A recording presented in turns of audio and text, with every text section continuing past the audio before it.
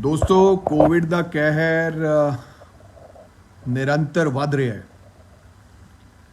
ਔਰ ਅੱਜ ਪਤਾ ਲੱਗਿਆ ਕਿ ਭੁੰਦੜ ਪਿੰਡ ਦੇ ਵਿੱਚ ਕਾਫੀ ਕੇਸਿਸ ਆਏ ਹੈ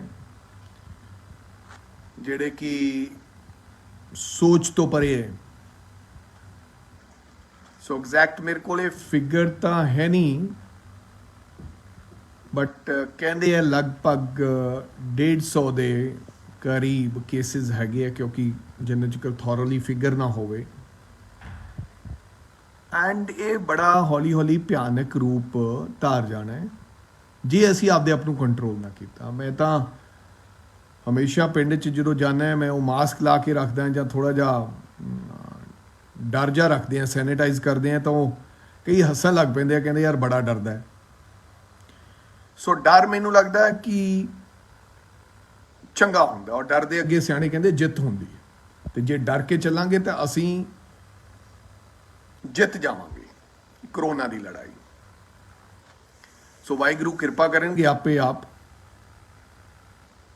ਸੋ ਸਾਰੇ ਪਿੰਡ ਭੁੰਦੜ ਵਾਲੇ ਤਾਂ ਘਰਾਂ ਦੇ ਵਿੱਚ ਰਹੋ ਕਿਉਂਕਿ ਫਿਰ ਇਹ ਹਵਾ 'ਚ ਵੀ ਹੋ ਜਾਂਦਾ ਜਿੱਥੇ ਜਿੱਥੇ ਜ਼ਿਆਦਾ ਕੇਸਿਸ ਹੋਣ। ਜਿਹੜੇ ਸਾਇੰਟਿਸਟ ਹੋਗੇ ਇਹ ਗੱਲ ਕਹਿੰਦੇ ਕਿ ਉੱਥੇ ਉੱਥੇ ਫਿਰ ਇਹ ਹਵਾ 'ਚ ਵੀ ਹੋ ਜਾਂਦਾ ਕਿਉਂਕਿ ਜ਼ਿਆਦਾ ਲੋਕ ਹੈ ਤੇ ਉਹਦੇ ਮੂੰਹ 'ਚੋਂ ਜਿੰਨੀਆਂ ਵੀ ਕੋਈ ਗੱਲ ਤੋਂ ਜਾਂ ਕੁਛ ਵੀ ਜਰਮਸ ਨਿਕਲਦੇ ਹੈ ਜਾਂ ਥੁੱਕ ਨਿਕਲਦਾ ਹੈ ਉਹ ਉਹਦੇ ਨਾਲ ਜ਼ਿਆਦਾ ਉਹ ਫਿਰ ਹਵਾ 'ਚ ਕੰਮ ਹੋ ਜਾਂਦਾ ਜਿਹੜਾ ਕਿ ਬਹੁਤ ਡੇਂਜਰਸ ਹੈ। ਔਰ ਜਿੱਥੋਂ ਤੱਕ ਹੈ ਸੰਭਾਲਣ ਦੀ ਗੱਲ ਅਸੀਂ ਪੂਰੇ ਤਿਆਰ ਹਾਂ ਇਹ ਲੜਾਈ ਲੜਨ ਵਾਸਤੇ ਔਰ ਕਿਸੇ ਤਰੀਕੇ ਦੀ ਕੋਈ ਗਿੱਦੜਬਾਜ਼ ਕਿਉਂਕਿ ਸਾਰੇ ਪੰਜਾਬ ਦੀ ਔਰ ਸਾਰੇ ਇਲਾਕਿਆਂ ਦੀ ਤਾਂ ਮੈਂ ਗਰੰਟੀ ਲੈਣਾ ਮੇਰੇ ਵਾਸਤੇ ਬਿਕੋਜ਼ ਮੈਂ ਕੋਈ ਇੰਨੀ ਵੱਡੀ ਤਾਕਤ ਨਹੀਂ ਹਾਂ ਲੇਕਿਨ ਗਿੱਦੜਬਾ ਦੇ ਲੋਕਾਂ ਦੀ ਜੇ ਗੱਲ ਕਰੀਏ ਤਾਂ ਮੇਰਾ ਖਿਆਲ ਗਿੱਦੜਬਾ ਹਸਪੀਟਲ ਹੀ ਸਾਡੇ ਕੋਲੇ ਜਿਹੜਾ ਸਰਕਾਰੀ ਹਸਪੀਟਲ ਹੈ ਉੱਥੇ ਅਸੀਂ 50 ਬਿਸਤਰਿਆਂ ਦਾ ਇੰਤਜ਼ਾਮ ਕੀਤਾ ਸੀ ਜਿੱਥੇ ਅਗਰ ਮੈਂ ਅੱਜ ਦੀ ਗੱਲ ਕਰਾਂ ਤਾਂ 28 ਪੇਸ਼ੈਂਟਸ ਅੱਜ ਵੀ ਉੱਥੇ ਸਾਡੇ ਕੋਲੇ ਐਡਮਿਟਡ ਨੇ।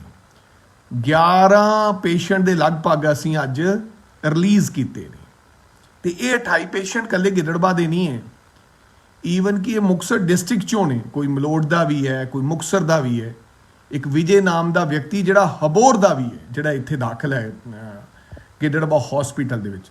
ਸੋ ਮੇਰੇ ਕਹਿਣ ਤੋਂ ਮਤਲਬ ਇਹ ਹੈ ਕਿ ਅਸੀਂ ਗਿੱਦੜਬਾ ਦੇ ਲੋਕਾਂ ਨੂੰ ਸੰਭਾਲਣ ਵਾਸਤੇ ਪੂਰੀ ਤਰ੍ਹਾਂ ਤਿਆਰ ਹਾਂ ਤੇ ਸਾਡੇ 'ਚ ਇੰਨਾ ਕੁ ਸਾਡੇ ਕੋਲੇ ਸਮਾਨ ਤੇ ਸਾਰਾ ਇੰਤਜ਼ਾਮਾਤ ਹੈਗੇ ਨੇ ਸਮਰੱਥ। ਔਰ ਜਿੱਥੋਂ ਤੱਕ ਲਈ ਇੰਤਜ਼ਾਮਾਤ ਦੀ ਗੱਲ ਸਾਡੇ ਕੋਲੇ ਮੋਨੀਟਰਸ ਨੇ 10 ਕੁ 11 ਮੋਨੀਟਰਸ ਆਲਰੇਡੀ ਹੈਗੇ ਨੇ ਔਰ 11 ਦਾ ਅਸੀਂ ਆਰਡਰ ਦੇ ਰੱਖਿਆ ਹੈ 11 ਨਹੀਂ 14 ਦਾ ਹੋਰ ਆਰਡਰ ਦੇ ਰੱਖਿਆ ਯਾਨੀ ਕਿ 25-30 ਸਾਡੇ ਕੋਲੇ ਮੋਨੀਟਰ ਆ ਜਾਣਗੇ ਕੁਝ ਹੀ ਦਿਨਾਂ 'ਚ ਕਿਉਂਕਿ ਡਿਲੀਵਰੀ ਲੇਟ ਮਿਲ ਰਹੀ ਹੈ। ਆਕਸੀਜਨ ਕਨਸੈਂਟਰੇਟਰ ਦੀ ਗੱਲ ਹੈ ਸਾਡੇ ਕੋਲੇ 22 ਹੈਗੇ ਨੇ 5-4 ਹੋਰ ਆਰਡਰ ਕੀਤੇ ਹੋਏ ਨੇ ਸੋ 30 ਉਹ ਹੈਗੇ ਨੇ ਔਰ ਇਹ ਆਕਸੀਜਨ ਦਾ ਤਾਂ ਵਾਹਿਗੁਰੂ ਦੀ ਕਿਰਪਾ ਦੇ ਨਾਲ ਤੁਹਾਡੀ ਕਿਰਪਾ ਦੇ ਨਾਲ ਆਪਾਂ ਝੰਜਟ ਹੀ ਮੁਕਾ ਦੇਣਾ। ਗਿੱਦੜਬਾਹ 'ਚ 2-3 ਦਿਨਾਂ 'ਚ ਮੈਂ ਦੁਬਾਰਾ ਫੇਰ ਕਹਿ ਰਿਹਾ ਬਾਬਾ ਜੀ ਸੁੱਖ ਰੱਖਣ 2-3 ਦਿਨਾਂ ਦੇ ਵਿੱਚ ਆਪਾਂ ਗਿੱਦੜਬਾਹ ਹਸਪੀਟਲ ਨੂੰ 100% ਆਕਸੀਜਨ ਦਾ ਇੱਥੇ ਹੀ ਇੰਤਜ਼ਾਮਾਤ ਕਰ ਦਿਆਂਗੇ। 50 ਬੈਡਸ ਨੂੰ ਨਿਰੰਤਰ ਆਕਸੀਜਨ ਦਾ ਇੱਥੇ ਹੀ ਛੋਟਾ ਜਿਹਾ ਪਲਾਂਟ ਟਰੱਕ ਤੇ ਉਹਨੂੰ ਲਗਾ ਕੇ ਇੱਥੇ ਲਾ ਦੇਣਾ ਹੈ ਔਰ ਤੁਸੀਂ ਵੇਖੋਗੇ ਉਹ ਚੱਲੇਗਾ ਤੇ ਫਿਰ ਗਿੱਦੜਬਾਹ ਹਸਪੀਟਲ ਨੂੰ ਮੇਰਾ ਖਿਆਲ ਉਹ 250 ਲੀਟਰ ਦੇ ਕਰੀਬ ਜਿਹੜੀ ਆਕਸੀਜਨ ਬਣਾਏਗਾ ਕਿ ਉਹ ਜਿੰਨੇ 50 ਬੈੱਡ ਦੇ ਸਾਡੇ ਲੋੜ ਹੋਏਗੀ ਆਕਸੀਜਨ ਨੂੰ ਉਹਨੂੰ ਪੂਰੀ ਕਰੇਗਾ। ਸੋ ਕਹਿਣ ਦਾ ਭਾਵ ਕਿ ਅਗਰ ਕਿਸੇ ਚੀਜ਼ ਦੀ ਵੀ ਲੋੜ ਹੋਈ ਨਾ ਕੇਵਲ ਆਕਸੀਜਨ ਉਹ ਜਿੱਥੋਂ ਮਰਜ਼ੀ ਮੁਹੱਈਆ ਕਰਾਈਏ ਉਹਨੂੰ ਲੈ ਕੇ ਆਵਾਂਗੇ। ਸੋ ਇਹ ਪਰਸੋਂ ਬਾਬਾ ਜੀ ਸੁੱਖ ਰੱਖਣ ਮੈਂ ਡੀਸੀ ਸਾਹਿਬ ਲੈ ਕੇ ਆਵਾਂਗੇ ਉਹਨੂੰ ਲਾ ਕੇ ਜਾਵਾਂਗੇ ਇੱਥੇ ਕਨੈਕਸ਼ਨ ਅਸੀਂ ਅਪਲਾਈ ਕਰਤਾ ਹੈ 50 ਕਿਲੋਵਾਟ ਦਾ ਜਿਹਦੇ ਤੇ ਉਹ ਚੱਲੇਗਾ। ਸੋ ਬੇਹੱਦ ਖੁਸ਼ੀ ਹੈ ਮੈਨੂੰ ਇਸ ਗੱਲ ਦੀ। ਦੂਜੀ ਗੱਲ ਇਹ ਹੈ ਕਿ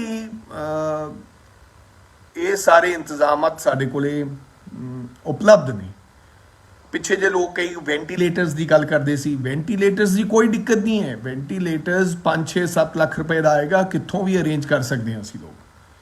ਲੇਕਿਨ ਉਹ ਥਰਡ ਲੈਵਲ ਹੈ, ਥਰਡ ਲੈਵਲ ਦੀ ਸਾਨੂੰ ਕਿਸੇ ਨੇ ਪਰਮਿਸ਼ਨ ਨਹੀਂ ਦਿੱਤੀ ਹਜੇ ਤੱਕ। ਗਵਰਨਮੈਂਟ ਨੇ ਥਰਡ ਲੈਵਲ ਫਰੀਦਕੋਟ ਜਾਂ ਬਠਿੰਡੇ ਬਣਾਇਆ ਹੋਇਆ।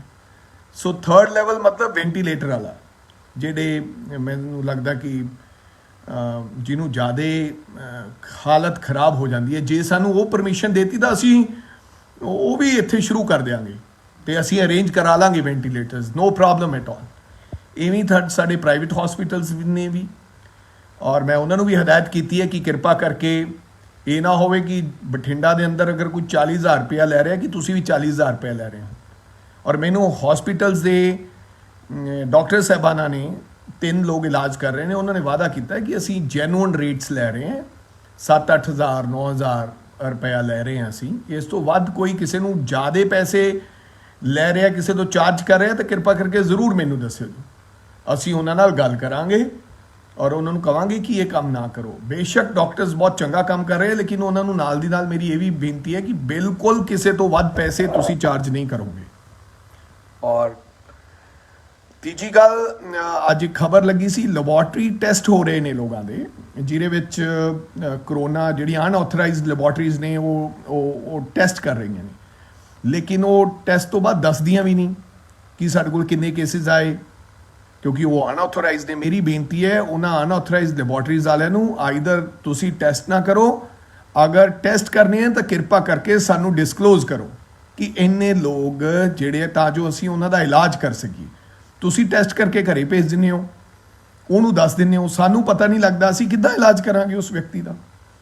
ਸੋ ਸਾਨੂੰ ਜ਼ਰੂਰ ਦੱਸੋ, ਤੇ ਜਾਂ ਆਥੋਰਾਈਜ਼ਡ ਜਿਹੜੀਆਂ ਲੈਬੋਰਟਰੀਜ਼ ਨੇ ਉਹਨਾਂ ਤੋਂ ਹੀ ਤੁਸੀਂ ਟੈਸਟ ਕਰਵਾਓ। ਨਾਲ ਹੀ ਨਾਲ ਦੋਸਤੋ, ਕਿਸੇ ਹੋਰ ਪ੍ਰਕਾਰ ਦੀ ਕੋਈ ਵੀ ਦਿੱਕਤ ਹੋਵੇ ਤਾਂ ਮੈਂ ਹਮੇਸ਼ਾ ਹਾਜ਼ਰ ਹਾਂ। ਸਾਡੇ ਹੈਲਪ ਡੈਸਕ ਮੁਕਤਸਰ ਦੇ ਅੰਦਰ ਵੀ ਔਰ ਗਿੱਦੜਬਾਹ ਦੇ ਅੰਦਰ ਵੀ ਨਿਰੰਤਰ ਚੱਲ ਰਹੇ ਨੇ। ਸੋ ਗਿੱਦੜਬਾਹ ਦੇ ਲੋਕਾਂ ਨੇ ਬਹੁਤ ਪਿਆਰ ਦਿੱਤਾ ਹੈ, ਸਤਿਕਾਰ ਦਿੱਤਾ ਹੈ, ਔਰ ਜਿੱਥੋਂ ਤੱਕ ਕੁਝ ਵੀ ਕਰਨਾ ਪਵੇ, ਮਤਲਬ ਕਿ ਰੱਬ ਤੋਂ ਕੋਈ ਜਾਨ ਤਾਂ ਵਾਪਸ ਨਹੀਂ ਲਿਆ ਸਕਦਾ, ਲੇਕਿਨ ਕਿਸੇ ਨੂੰ ਇਹ ਮਲਾਲ ਨਹੀਂ ਹੋਏਗਾ ਕਿ ਬੈੱਡ ਨਹੀਂ ਮਿਲਿਆ, ਆਕਸੀਜਨ ਨਹੀਂ ਮਿਲੀ, ਸਮੇਂ ਸਿਰ ਮੈਡੀਸਨ ਨਹੀਂ ਮਿਲੀ। ਇਸ ਤਰ੍ਹਾਂ ਦਾ ਅਸੀਂ, ਮੈਨੂੰ ਲੱਗਦਾ, ਸ਼ਿਕਾਇਤ ਨਹੀਂ ਆਉਣ ਦਿਆਂਗੇ। ਸੋ ਕਿਸੇ ਪ੍ਰਕਾਰ ਦੀ ਕਿਸੇ ਨੂੰ ਵੀ ਦਿੱਕਤ ਹੈ, ਉਹ ਕਿਰਪਾ ਕਰਕੇ ਹੈਲਪ ਡੈਸਕ ਜਿਹੜੇ ਸਾਡੇ ਬਣੇ ਆ ਸਿਵਲ ਹਸਪੀਟਲ ਦੇ ਬਾਹਰ, ਦੋਨਾਂ ਹੀ ਸ਼ਹਿਰਾਂ ਦੇ ਅੰਦਰ ਸੰਪਰਕ ਕਰੋ। ਔਰ ਨਾ ਕੇਵਲ ਆਕਸੀਜਨ ਪਲਾਂਟ, ਕਿਉਂਕਿ ਜਿਹੜਾ ਇਹਦੀ ਜ਼ਰੂਰਤ ਨਹੀਂ ਪਏਗੀ ਆਪਾਂ ਨੂੰ, ਸਾਨੂੰ ਉਸ ਤੋਂ ਬਾਅਦ ਆਕਸੀਜਨ ਪਲਾਂਟ ਨਾ ਕੇਵਲ ਗਿੱਦੜਬਾਹ 'ਚ, ਅਸੀਂ ਥੇੜੀ ਦੇ ਵਿੱਚ ਵੀ ਆਕਸੀਜਨ ਪਲਾਂਟ, ਉੱਥੇ ਹੀ ਉਹਨਾਂ ਦੇ ਜਿੰਨੇ ਬੈੱਡਸ ਨੂੰ ਆਕਸੀਜਨ ਚਾਹੀਦੀ ਹੋਏਗੀ ਉੱਥੇ ਹੀ ਉਪਲਬਧ ਕਰਾ ਦਿਆਂਗੇ, ਥੇੜੀ ਦੇ ਅੰਦਰ ਵੀ।